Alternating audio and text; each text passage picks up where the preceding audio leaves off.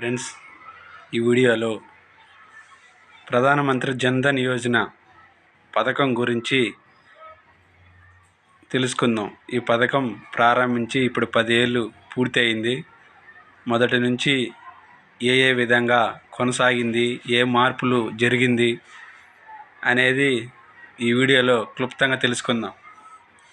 మోదీ ప్రభుత్వం 2014లో అధికారంలోకి వచ్చాక సమ్మిళిత అభివృద్ధికి తోడ్పడే పలు ఆర్థిక పథకాలను ప్రకటించారు. ఆ ఏడాది స్వాతంత్రం దినోత్సవం సందర్భంగా మోదీ ఎర్రకోటపై నుంచి ప్రసంగిస్తూ నిరుపేద భారతీయులకు సైతం బ్యాంకు ఖాతా సౌకర్యం కల్పించడానికి ప్రధానమంత్రి జన్ధన్ పథకాన్ని చేపడుతున్నట్లు ప్రకటించారు. దేశంలో ప్రతి కుటుంబానికి కనీసం ఒక్క ఖాతా అయినా ఉండేట్లు చూడటం జన్ధన్ పథకం ప్రధాన లక్ష్యం. ఈ ఖాతాల వల్ల ప్రజలు భద్రంగా డబ్బు పొదుపు చేసుకోవడం, బ్యాంకు రుణాలు పొందడం సులువు అవుతుంది. జన్ధన్ ఖాతాలను జీరో బ్యాలెన్స్తో, అంటే కనీస మొత్తం డిపాజిట్ చేయకుండానే తెరవచ్చు. చెక్కు సౌకర్యం కావాలంటే మాత్రం ఖాతాలో కనీస బ్యాలెన్స్ ఉండాల్సిందే. చెక్కు సౌకర్యం కావాలంటే కనీస బ్యాలెన్స్ ఉండాల్సిందే. ప్రతి జన్ధన్ ఖాతాదారుడికి రూపే డెబిట్ కార్డు ఇస్తారు. దానిపై 2 లక్షల రూపాయల ప్రమాద బీమా సౌకర్యం లభిస్తుంది. కుటుంబంలో ఒక జన్ధన్ ఖాతాదారుడికి 10,000 వరకు ఓవర్ డ్రాఫ్ట్ సౌకర్యం ఇస్తారు. జన్ధన్ ఖాతాను 6 నెలల పాటు సంతృప్తికరంగా నిర్వహించిన తర్వాతనే ఓవర్ డ్రాఫ్ట్ సదుపాయం లభిస్తుంది. 2015 జనవరి 26కి ముందు జన్ధన్ ఖాతాలు తెరిచిన వారికి 30,000 రూపాయలు జీవిత బీమా సౌకర్యం లభిస్తుంది. ప్రభుత్వ సబ్సిడీలు, ఇతర నగదు చెల్లింపులు నేరుగా జన్ధన్ ఖాతాల ద్వారానే పంపిణీ చేస్తున్నారు. మొదట్లో 5,000 ఓవర్ డ్రాఫ్ట్తో ప్రారంభించి తర్వాత దాన్ని రెట్టింపు చేశారు.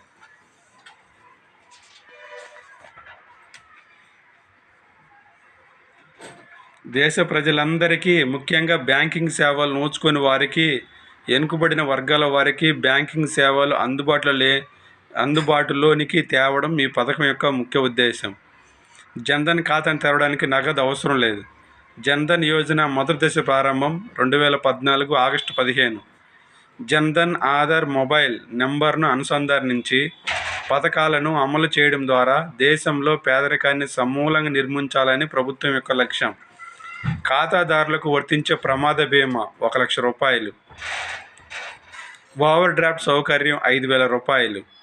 ఈ పథకంలో చేరిన 90 రోజుల తర్వాత లావాదేవీలు చేపట్టి ఖాతాదారులు రూపే ఏటీఎం కార్డు ద్వారా ప్రమాద బీమాకు అర్హులవుతారు.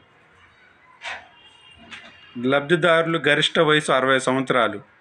ప్రతి కుటుంబానికి ఒకటి చొప్పున, అంటే ఖాతాకి ప్రతి కుటుంబంలో ఎంతమంది ఉంటే అందులో ఒక్కరికి మాత్రమే అయితే ఇస్తారు. ఇదంతా మొదటి దశ. ఇప్పుడు ఇంతవరకు 2014లో స్టార్ట్ అయినప్పుడు ప్రమాద బీమా 1 లక్ష రూపాయలు, ఓవర్ డ్రాఫ్ట్ 5,000 రూపాయలు. లబ్ధిదారుల గరిష్ట వయసు 60 సంవత్సరాలు, కుటుంబానికి ఒకటి. ఈ 4 కండిషన్లు మొదటి దశలో. రెండవ దశకు వచ్చేసరికి ఈ పథకం రెండవ దశ 2018 ఆగస్టు 15 ప్రారంభించారు. మొదట్లో 2018 వరకు గడువు విధించిన కేంద్రం తర్వాత కొన్ని మార్పులు చేర్పులతో గడువును పొడిగించింది. ఈసారి కొత్తగా చేరిన ఖాతాదారులకు గతంలో తీసుకున్న ప్రతి కుటుంబం ప్రాతిపదిక నుంచి ఖాతాను ప్రతి వ్యక్తి అని మార్చింది. అంటే కుటుంబంలో అంతకుముందు ఒక్కరికి మాత్రమే ఇచ్చేవారు, ఇప్పుడు కుటుంబంలో ఎంతమంది ఉన్నా ఈ ఖాతా తెరవచ్చు. ప్రమాద బీమా 2018 వరకు 1 లక్ష రూపాయలు మాత్రమే, 2018 నుంచి 2 లక్షలు. ఓవర్ డ్రాఫ్ట్ సదుపాయం 2018 వరకు 5,000 మాత్రమే ఉండేది, తర్వాత రెండవ దశలో 10,000కు పెంచింది. లబ్ధిదారుల గరిష్ట వయసు 60, అంతకుముందు 60 ఉండేది మొదటి దశలో, అంటే 2018 వరకు. 2018 తర్వాత 65 ఏళ్ళకు పెంచింది. 2,000 లోపు ఓడికి షరతులు ఉండవు.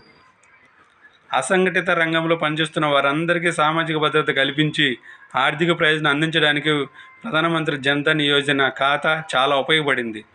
గ్రామీణ పట్టణ ప్రాంతాలకు ప్రమాద బీమా, జీవిత బీమా, ఓవర్ డ్రాఫ్ట్కు ఉపయోగించే రూపే డెబిట్ కార్డును ఈ పథకం అందిస్తుంది. ఖాతాలు 2015 ఆగస్టు నాటికి 18 కోట్ల ఖాతాలు. 2018 అంటే మొదటి దశ ముగిసి రెండో దశ స్టార్ట్ అయ్యే నాటికి 32 కోట్ల ఖాతాలు.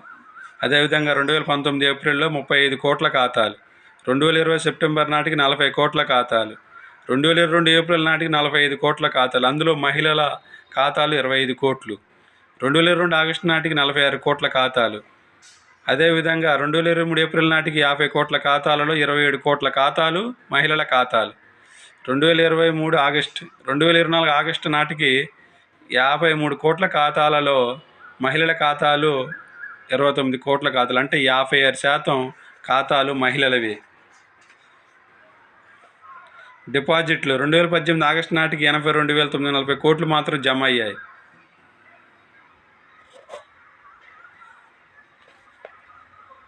2022 ఏప్రిల్ నాటికి 1,67,000 కోట్లు డిపాజిట్ అయ్యింది. 2024 ఆగస్టు నాటికి 2,28,000 కోట్లు డిపాజిట్ అయ్యింది. రూపే డెబిట్ కార్డులు 2024 ఆగస్టు వరకు 34 కోట్ల కార్డులు జారీ అయ్యాయి. 53 కోట్ల ఖాతాల్లో 34 కోట్లు కార్డులు జారీ అయ్యింది. జన్ధన్ ఖాతాదారులందరికీ రూపే కార్డులు జారీ చేయాలి. జీరో నిల్వ ఉన్న ఖాతాలు 2015 మార్చి నాటికి జీరో నిల్వ ఉన్న ఖాతాలు 58%.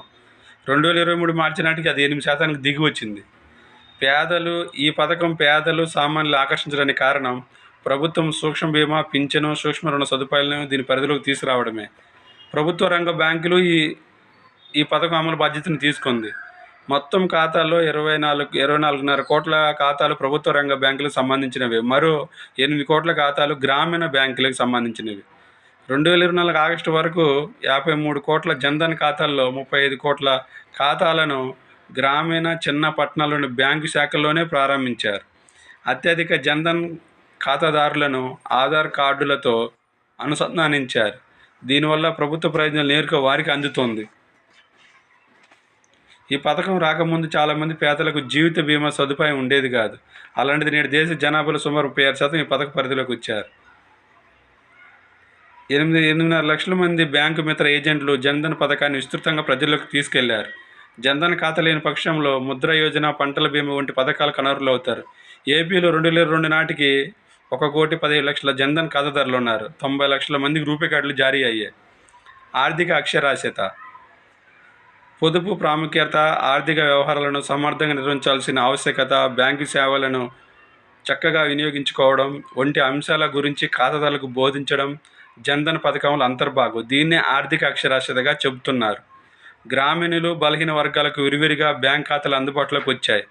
క్రమంగా డిజిటల్ చెల్లింపులకు నమ్మకమైన సాధనంగా మారింది. ఇది ప్రభుత్వం ఆశిస్తున్న నగదు రహిత ఆర్థిక వ్యవస్థ సాకారానికి తోడ్పడింది. కోవిడ్ కాలంలో ప్రధానమంత్రి గరీబ్ కళ్యాణ పథకం కింద కోట్ల మందికి ఆర్థిక సాయం అందించడానికి జన్ధన్ ఖాతాలు బాగా ఉపకరించాయి. Okay, thank you friends.